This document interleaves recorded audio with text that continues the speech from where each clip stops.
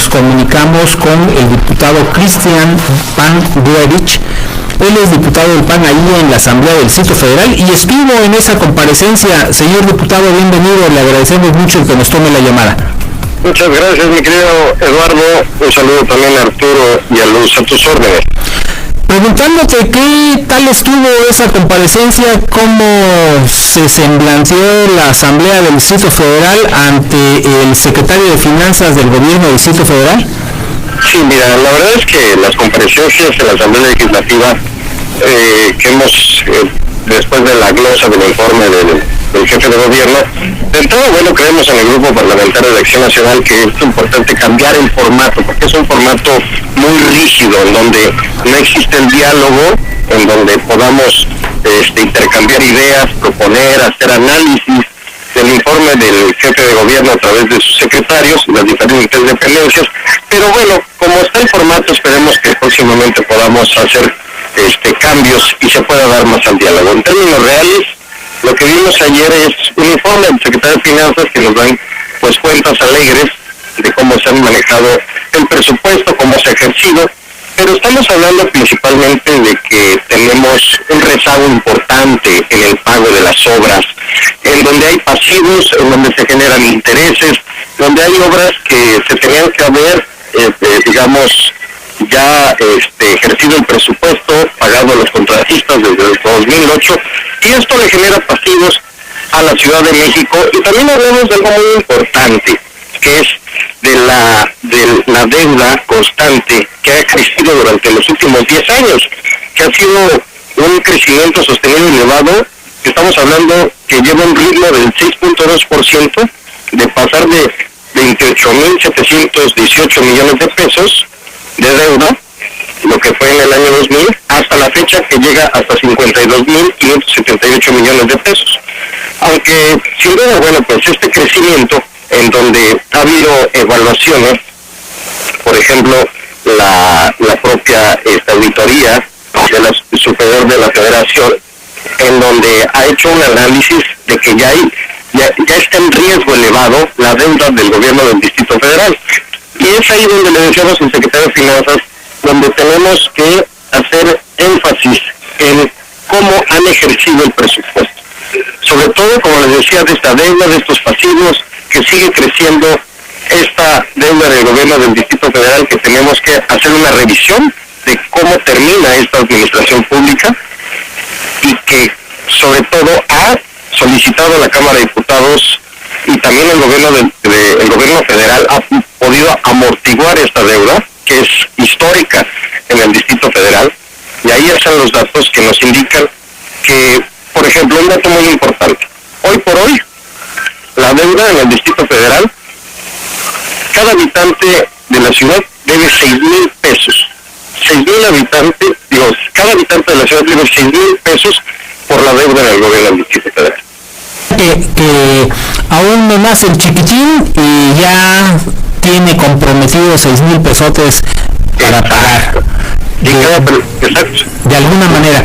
También estaba observando que de 2000 a 2012, lo que va de 2012, prácticamente se incrementó en un 100% la deuda. Con el cierre de este ejercicio, pues probablemente se vaya a poco más del 100%.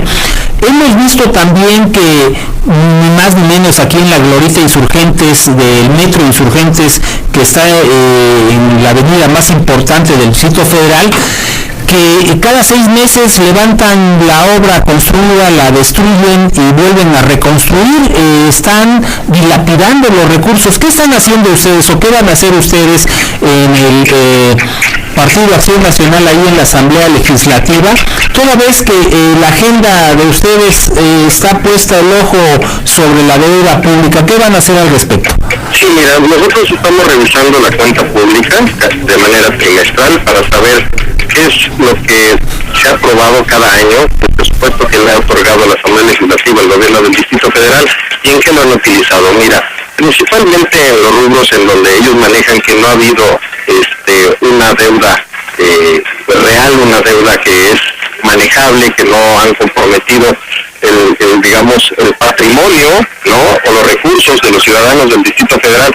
Es ahí donde vamos a comprobar que estos recursos no se han manejado de manera eficiente. Por ejemplo, como bien decías, mi querido Eduardo, muchas obras que se han hecho en el gobierno del Distrito Federal, en donde no han sido viables, en donde, como les preguntamos en la comparecencia con el secretario de Obras, Fernando Boitis, han tenido obras de manera paralela en toda la ciudad, tienen digamos en colapso a la Ciudad de México, y muchos de los programas que están realizando es en el término social, pero no son claras las reglas de operación, no sabemos exactamente cuáles son los beneficiarios, en qué están utilizando estos programas, ya sea en desarrollo social, en materia de salud, en materia de educación, y no hay unos, como te decía, las reglas no son claras, pero también no hay medidores, ¿sí?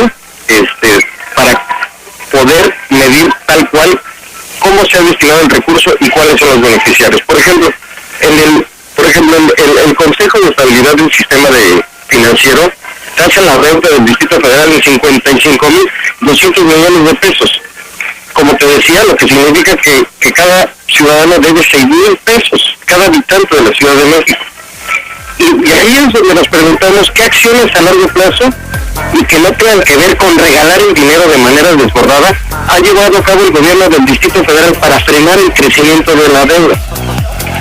Porque creemos que si una de las acciones que recomienda la propia Auditoría Superior de la Federación para evitar el crecimiento de la deuda de los estados, bien, sin duda es la implementación del manejo ético responsable de los recursos, y sin duda fortaleciendo la base recaudatoria. Tenemos que fortalecer la base recaudatoria en el Distrito Federal para que no sea tan dependiente de recursos federales.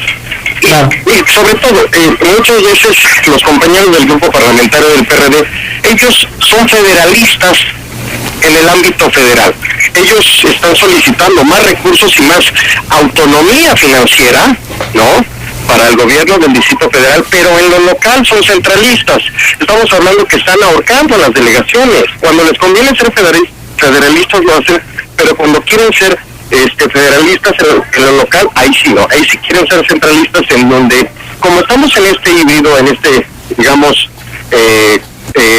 situación jurídica compleja, donde como no tenemos una constitución, no somos estados, por lo tanto no tenemos municipios, y donde ha crecido sin duda año con año el presupuesto para el gobierno del Distrito Federal, pero se ha disminuido y se ha ahorcado los recursos a las delegaciones, que esto sin duda pues repercute en los servicios, en beneficio de los ciudadanos. Por eso es que nosotros en el Grupo Parlamentario de Acción Nacional queremos dar estas reformas administrativas y que no sea el pretexto de esta reforma política que nos venden año con año y le echan la culpa al Congreso de la Unión. Aquí desde el Distrito Federal se pueden hacer reformas administrativas en donde podemos dar un avance.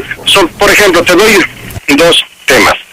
Estas famosas compras consolidadas y centralizadas, ¿qué significan?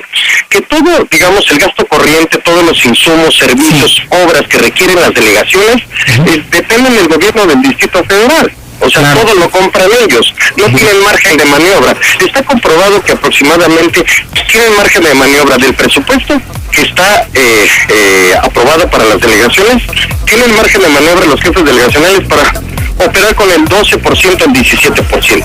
Mira, si no les pegan durísimo, ¿verdad, señor diputado? Así es, y un dato, por ejemplo, del presupuesto total del gobierno del Distrito Federal solamente se le asigna el 17% a las delegaciones. Bien. Ahí estamos pidiendo, vamos a dar la lucha y hacer las reformas para que se le dé mínimo el 20% del presupuesto total a las delegaciones. Que haría muchísima falta, ¿no? Y déjame decirte que hay muchas voces de varios compañeros del PRD que, como ya conocen de la administración pública, del gobierno del Distrito Federal, pero sobre todo ex jefes delegacionales o que trabajaron en las delegaciones, están sobre esa apuesta. Tenemos que ser congruentes en el discurso, pero también que haya voluntad política para que se apoye a los gobiernos delegacionales. Bien. Pues agradecemos muchísimo el que nos hayas dado esta información y ojalá también se transita en hacer una ley, una norma que permita a la Ciudad de México, obviamente, transitar con reglas claras, ¿no? Te agradecemos muchísimo el que nos hayas tomado la llamada, señor diputado Christian Van Reich, en este espacio. Muchas gracias, Eduardo, gracias por la oportunidad y terminaré diciendo que bueno, vamos a estar muy pendientes del Grupo Parlamentario de Acción Nacional en que haya transparencia fiscal, fortalecimiento de las delegaciones, uso eficiente del gasto, uso responsable de la deuda y sobre todo esta reforma política administrativa y fiscal que es tan necesaria para la Ciudad de México, sobre todo para darle mejores servicios y mayor calidad de vida a quienes habitamos en esta gran ciudad. Y te agradezco mucho la oportunidad que me das. Les mando un fuerte abrazo. A ti te agradezco muchísimo el que nos hayas tomado la atención y ten la seguridad de que estaremos al pendiente de todas las acciones que se vayan siguiendo ahí en la Asamblea Legislativa del Distrito Federal para informarla pues a la ciudadanía y que se entere todo México.